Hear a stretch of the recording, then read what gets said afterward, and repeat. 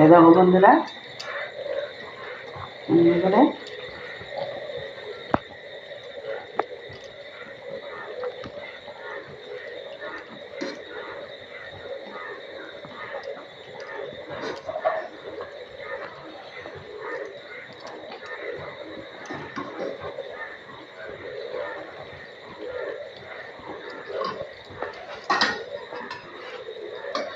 করে বের করে নেবে।